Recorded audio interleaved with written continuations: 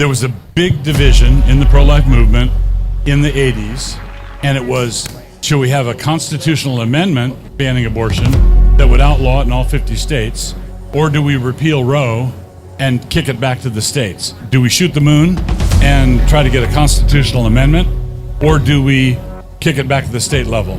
This is the story I've heard. Ronald Reagan had a summit of pro-life leaders in the White House, and acrimony broke out, debate over which way to go. And Reagan got up and left and said, going out the door, when you guys figure it out, let me know. Wait a minute, freeze that. This is 1981. Pro-life president, pro-life leaders in the room. Momentum is everywhere. So how did abortion survive this moment? To answer that, we have to go back in time. Did you know on January 30th, 1973, just 8 days after Roe v. Wade, Representative Lawrence Hogan introduced what seemed like an obvious solution to this problem. It was called the Hogan Amendment. It had 3 sections to it. Section 1. Neither the United States or any state shall deprive any human being from the moment of conception of life without due process of law, nor deny to any human being from the moment of conception within its jurisdiction the equal protection of the laws. Section 2. Neither the United States or any state shall deprive any human being of life on account of illness, age, or incapacity. Section 3. Congress in the several states shall have the power to enforce this article by appropriate legislation. So you have a constitutional amendment, life protected from the moment of conception. It's clean, it's direct, and it never gets a vote. It dies quietly in committee. And that pattern never really stops. Over the next decade, more than 300 pro-life bills are introduced in Congress, and none of them end abortion. Think about this for a moment. 7 days after Roe v. Wade, and a Hogan Amendment was introduced, and we couldn't nip that problem in the bud right there. 300 bills. The most famous of these was 1983 Hatch-Eagleton Human Life Amendment, which simply stated, a right to abortion is not secured by the Constitution. That's basic. More on that in a minute, because that's where things get really spicy. But with a population of so many professing Christians, why has it been so difficult to unite pro-life believers to speak with a clear voice to end abortion in America? Now, part of the challenge initially was division over the issues of abortion itself. The U.S. Conference of Catholic Bishops was the first wide-scale pro-life movement, and immediately after the Roe decision, they created the National Right to Life Committee. But get this, as late as 1980, the Southern Baptist Convention was still advocating for the loosening of restrictions on abortion. Let that sink in. 1980. 2 things happened in 1980 that exposed these growing divisions. First, Ronald Reagan threw his support behind a human life amendment. And a lot of people inside of Reagan's camp thought this was a bad idea for him to get involved in this pro-life conversation. However, some believe that his campaign was actually beginning to falter until he responded to a letter from the National March for Life director Nellie Gray, in which he promised that he would support the Helms-Dornan Paramount Human Life Amendment. The following day, Nellie Gray sent out an official endorsement of Reagan to her pro-life mailing list. Many cite this letter as a significant turning point in Reagan's election to president. The second thing that happened was that a pro-life plank was added to the National Republican platform later that same year in 1980, calling for a human life amendment to the U.S. Constitution banning all abortion. Listen to this language. There can be no doubt that the question of abortion, despite the complex nature of its various issues, is ultimately concerned with equality of rights under the law.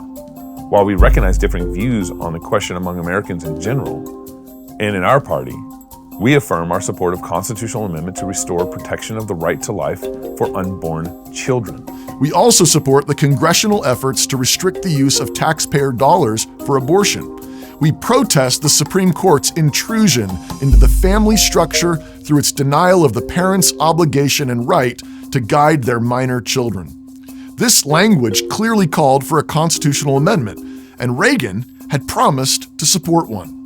So with all that momentum, a president committed to the cause, a party platform calling for action, why did the pro-life movement fracture?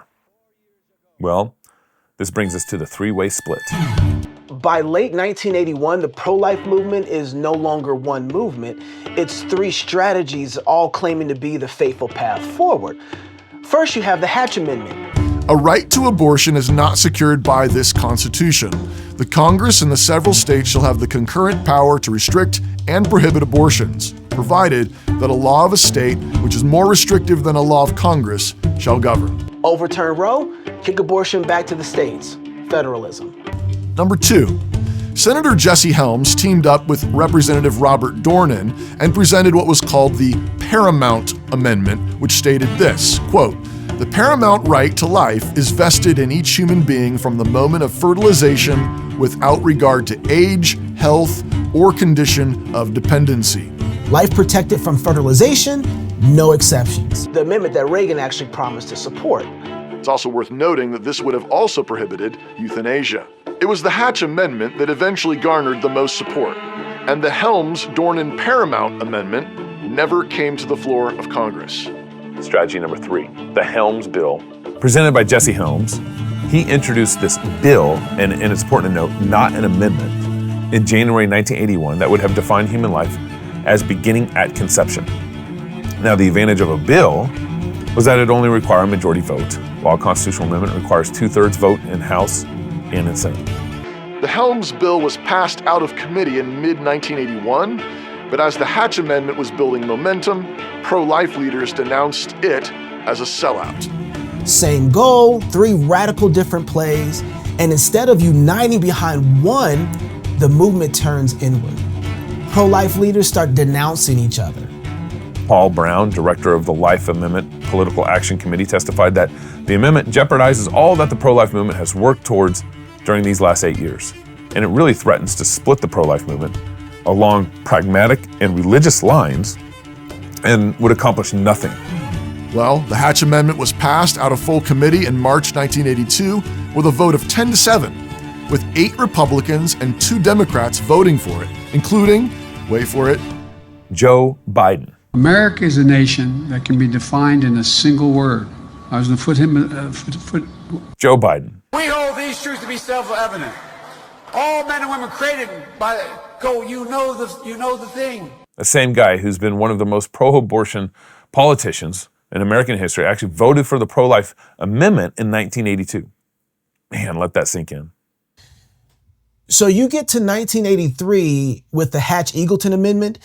It was reduced to 10 words. It comes to the floor and it fails. By this point, Biden had flipped and voted against it in committee. But the pro-life movement was extremely pessimistic on its passage. John Wilkie, a president of the National Right to Life Committee, told committee officials in a memo, quote, "It is extremely unlikely that the Hatch-Eagleton Amendment will obtain the 2/3 vote necessary to pass the Senate."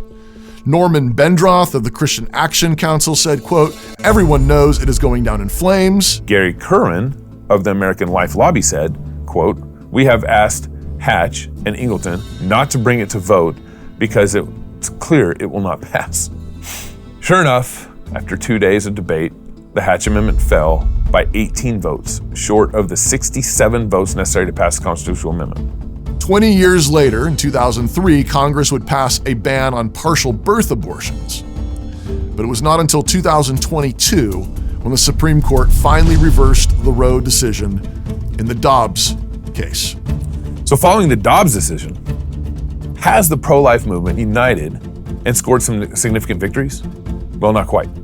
The division in the pro-life movement didn't end with Dobbs. In many ways, it actually got sharper. Since the 2022 Dobbs decision overturned Roe v. Wade, 14 states have near or complete abortion bans, and 6 additional states impose early gestational limits between 6 and 15 weeks, while 21 states have enacted protections for abortion access. However, in 2024, abortion rights ballot measures succeeded in 7 states: Arizona, Colorado, Maryland, Missouri, Montana, Nevada, and New York. But they failed in Florida, Nebraska, and South Dakota. The result is a fragmented landscape where abortion access depends entirely on geography, with ongoing state court battles and federal-state conflicts over emergency care requirements continuing to shape the legal framework. And the divisions in the pro-life movement continue. First, you have abolitionists, and they argue that anything short of complete abolition with equal protection under the law is an immoral compromise. If abortion is murder, they ask, how can the law treat it differently? Others, following the lead of men like Douglas Wilson, have called themselves smash-mouth incrementalists. Smash-mouth is a style of football that is forceful, direct, and aggressive, whereas pro-life incrementalism has sometimes seemed timid and cowardly. Smash-mouth incrementalism aims to aggressively push incremental legislation until complete abolition and equal protection are achieved.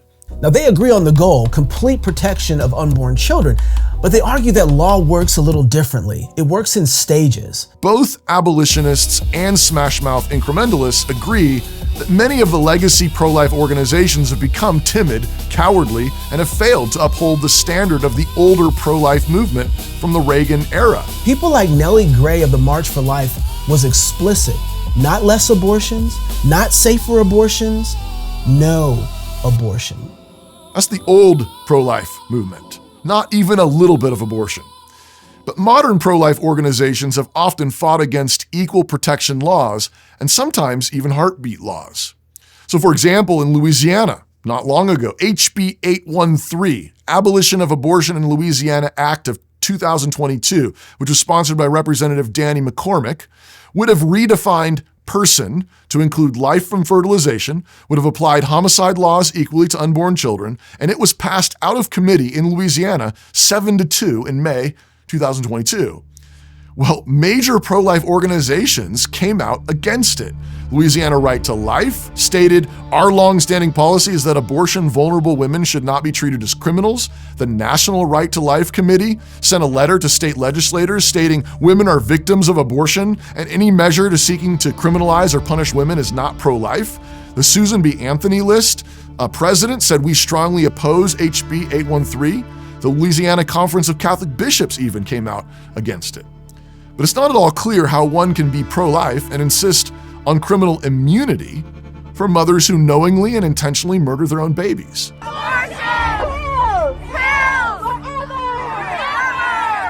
One thinks particularly of the women who not long ago have brazenly shouted their abortions or taken abortion pills live on national television. And applying standard homicide law to abortion would simply take into account all the usual mitigating circumstances like potential coercion or deception or accidents, etc.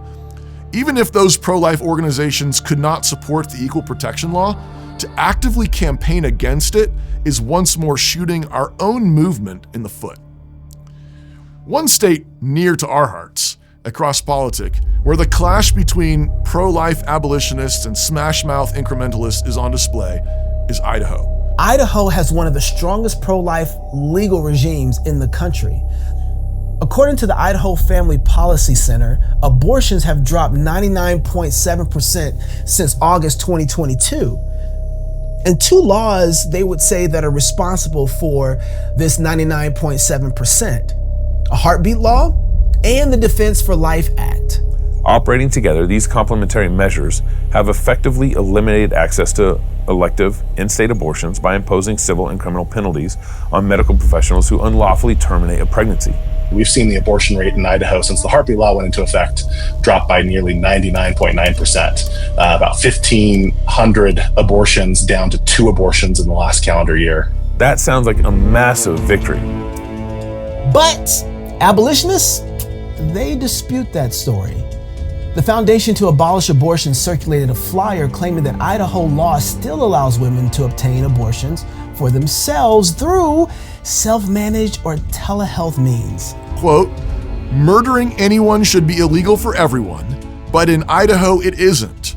Pro-life laws in Idaho still protect a woman's, quote, right to knowingly and willingly murder her own preborn baby by abortion. The FAA President Bradley Pierce argued that while reported abortions have dropped, the real numbers may not have. Have abortions in Idaho gone down. I think that they certainly have gone down. I don't think they've gone down as substantially as some would say that they have. We're seeing, over 1,000 abortions happening in Idaho via telehealth and via self-managed abortions as well. Are they fewer happening in Idaho than before? Yes, certainly. But the number of Idaho babies being aborted going down, I don't think that number is, because there's abortion travel going to other states, and Idaho can only do so much about that. But definitely the ones that are still happening on Idaho soil, those need to be addressed. His main concern is that he claims that while medical professionals are prohibited from performing most abortions in Idaho, there's nothing in Idaho law that prevents a woman from obtaining an abortion for herself. He says a woman could technically murder her own child in all 9 months of pregnancy. Moms can still order the abortion pills. There's nothing in Idaho law that prevents that. They can possess the abortion pills. There's nothing in Idaho law that prevents that. And there's nothing that prevents them using them to cause an abortion. However, Blaine Canzati says this is not true. The thing to keep in mind is that we already have a lot of pre-Roe laws on the books that need to be enforced. And one of those laws is Title 18-606, which makes it a crime for a woman to submit to an abortion. So in that instance, let's say you have a out-of-state physician who's breaking Idaho law by providing chemical abortion pills to Idaho women. Under 18-606, a woman could be prosecuted for self-inducing an abortion. When we asked Bradley about this, he wrote a message to Crosspolitic saying, "Self-induced abortion is allowed under pro-life laws in Idaho." He writes, but specifically with respect to Canzati's claims about Idaho Title 18-606, Blaine neglected to mention that the portion allowing criminal penalties for women has been permanently enjoined by a federal court since 2013. Bradley continues, in other words, Title 18-606 has zero efficacy to restrain women from murdering their preborn babies in Idaho. Bradley continues, even worse, pro-life laws passed in more recent years, such as the 2020 trigger ban, could be interpreted to supersede Title 18-606 by granting legal immunity to women who have abortions, unquote. When we asked Blaine for a response, this is what he wrote to us. Quote, the 2013 McCormick injunction applied only to the Bannock County prosecuting attorney. In the Satanic Temple 2025 opinion, the Ninth Circuit panel said that Idaho Code 18604 et sequitur, including 18606, quote, went into effect immediately following Dobbs, saying that, quote, these laws criminalize virtually all abortions, unquote. Blaine continues, per the Ninth Circuit, Idaho Code 18606 is currently in effect statewide. Also, 18606 has not been repealed, either by reference or by implication. Pierce points to a 2013 federal injunction and later statutory interpretation. Canzati points to post-Dobbs enforcement, Ninth Circuit language, and the fact that Idaho's criminal code is still on the books. At the very least, this is a good faith legal dispute, but the way it's being communicated has consequences.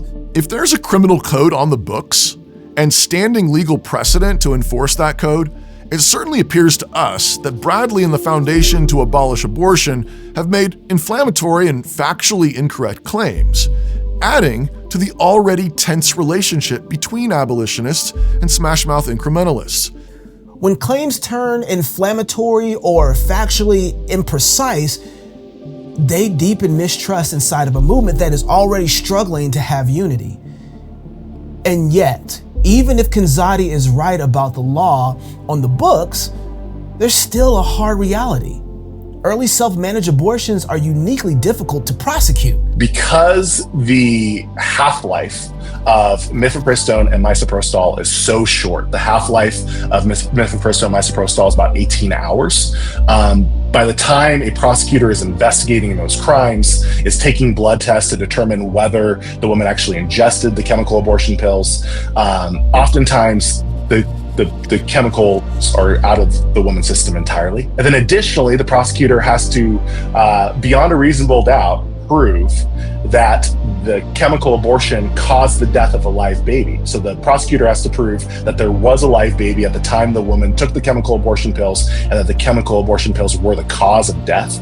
So these crimes are like just super hard to enforce. Yes, we do agree that there should be laws of equal protection. But you simply cannot prosecute the murder of preborn babies quite as easily as you can other born human beings. This doesn't mean we shouldn't try, but it really is different. You have to be able to prove that there was a live preborn baby and that the abortion pills were the proximate cause of the death of the preborn baby. That's not the same evidentiary burden as other homicide cases. This is why prohibiting medical professionals from participating in any abortions actually does go nearly as far as we can go to criminalize early abortions. To be clear, it should be criminal for women to take the lives of their own babies, but the prosecution of it really is challenging. As we worked through all of this, one question kept coming up.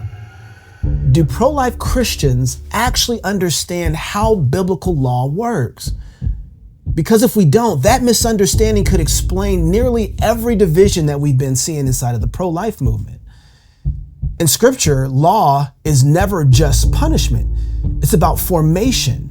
The goal is sanctification. Hearts of stone turned into hearts of flesh. And that goal shapes how God gives law. Here's something that we should slow down and think about for a moment. In God's providence, He did not give the world a written law code for 2,500 years. That's basically the length of time from the creation and fall until the 10 Commandments were actually given to Moses. From Adam to Moses, there was no Sinai. There was a clear prohibition against murder. There was justice. There was authority, but there was no exhaustive civil code. That alone should tell us something. When God finally gives the law at Sinai, He applies universal moral truth in specific, sometimes surprising ways. Just take polygamy for a second. God did not completely prohibit polygamy. Now, arguably, polygamy is often a slightly more organized form of adultery, and adultery in the Mosaic Law could be punished by the death penalty. But Moses regulated polygamy by saying that a man who took a second wife could not diminish food, clothing, or sexual rights for his first wife. Exodus 21. If the man who took a second wife diminished those things, the law says that the first wife was free to go, presumably to find a man who would provide those things faithfully. God does not call polygamy good. Absolutely not. But He does restrain it. And in doing so, He teaches His people out of it.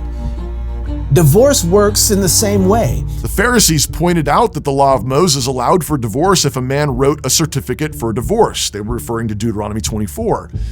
Now, it's certainly true that a false rabbinical tradition had grown up around that passage, claiming that Moses somehow allowed divorce for any cause. And Jesus clearly shuts down that theory. But Jesus doesn't deny that the Mosaic Law was somewhat lenient. He actually says that Moses allowed for divorce because of the, quote, hardness of their hearts. Not because divorce was righteous, but because the law was discipling a sinful people toward obedience. But what about murder? Now, abolitionists will often say that even if God regulated certain sinful practices like polygamy or divorce or even slavery, God never gave permission to regulate murder. Abortion is murder. Abortion is offering children to Molech.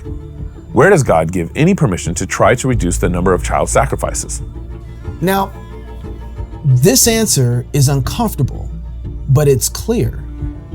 Look at the law of the blood avenger and the cities of refuge. In the ancient world, when someone was killed in their family, relatives often took vengeance themselves, or they had someone called the blood avenger. But this practice of the blood avenger often turned into blood feuds that could sometimes go on for decades, like the famous, Hatfield-McCoy feud in America. Legend says it started over someone stealing a pig and lasted for over 30 years, with about a dozen people being killed and another 10 wounded in attempted murders.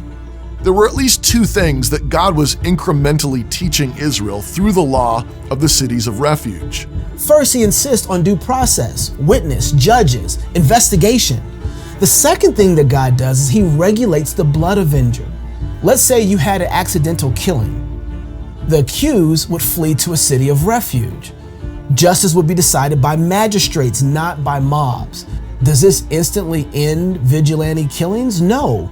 However, what this law indicates is that God regulated the practice of the blood avenger to limit the shedding of innocent blood, but he regulated it in a way that still allowed for the possibility of some vigilante killings.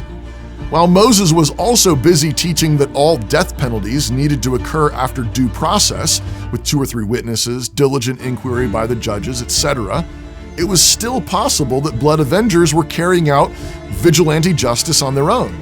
Maybe sometimes it was truly just, maybe sometimes it was part of a blood feud, maybe sometimes it was for stealing a pig. There's no question that God is running 2 plays at once, formal courts and restrained vigilance. Not because murder is negotiable in some way, but because hearts are still being trained and discipled.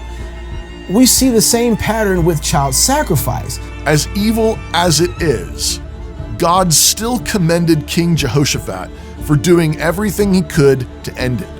In 2 Chronicles 17:6, it says that Jehoshaphat was zealous in the way of the Lord and began removing the high places and groves. The high places were the very places where children were sacrificed to false gods and demons. In 2 Chronicles chapter 20, 32 through 33, it says that he did what was right in the sight of the Lord, even though some of the high places were not removed. Why? For as yet the people had not prepared their hearts unto the God of their fathers. This echoes Jesus' own explanation of Moses' law on divorce, because of the hardness of their hearts. Many modern Christian magistrates and lawmakers who have fought faithfully to limit the bloodshed of the unborn will receive similar commendations from the Lord. They did what was right in the sight of the Lord and endeavored to remove the high places, but some of them remained because the people's hearts were not turned to the Lord. This is not a moral compromise. It's not a moral compromise to do all that you can.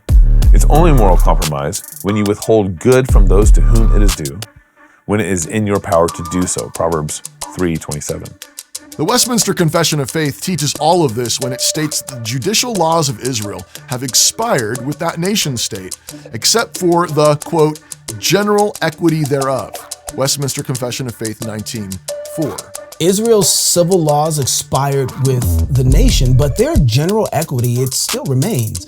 Universal moral principles, they need to be applied with real cultures and real histories and real levels of maturity.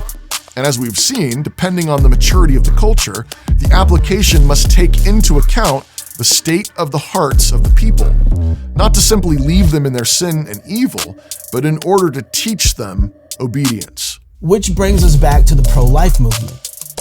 Some Christians are called to prophetically demand full equal protection now. And they should be supported and prayed for. I pray for them. I support them. Others are called to run hard incremental plays that restrain evil immediately and move a culture towards repentance. Scripture makes room for both of these. The tragedy is not that different strategies exist. No, the tragedy is that we have treated those differences as betrayals instead of vocations. Where would the pro-life movement be if that meeting with Reagan had gone differently? How many babies might have been saved if the pro-life movement had not fractured in the 1980s? There's plenty of room for different strategies for ending abortion. Some are uniquely gifted to prophetically call for equal protection laws to be passed immediately. Amen. I'm with that. And for lawmakers running hard incremental plays that save lives now. Of course, sometimes both of these plays are being run in the same state legislature. Sometimes there may be strong differences of opinion over which strategy is called for in a particular moment. But even then, there ought to be deep respect for all true pro-life causes. Apparently, this is nothing new. This was going on in the very law that God gave under Moses. In Idaho in particular, good-hearted abolitionists ought to be expressing deep gratitude and appreciation for the smash-mouth incrementalism represented in the work of people like Blaine Conzatti at the Idaho Family Policy Center. While work remains to be done, think about how much more effective that work would be here if there was unity among those who are completely committed to the end of abortion. All of this matters in Idaho, especially where there's a ballot initiative gathering signatures currently that will overturn all the abortion restrictions in Idaho. Real protections are on the books, and real lives are being saved, and real forces are working to undo it all. Abolitionists and smash-mouth incrementalists and all pro-lifers need to link arms and defeat that measure. How much sooner could we end abortion if the various pro-life factions determined to work together? What if we could speak with a united voice to civil magistrates? What if we fully submitted ourselves to God's law and His method? And how much more productive would this fight be if we were unified in this battle? Christ is Lord. And if we believe that, then we need to learn how to fight, laugh, and feast together.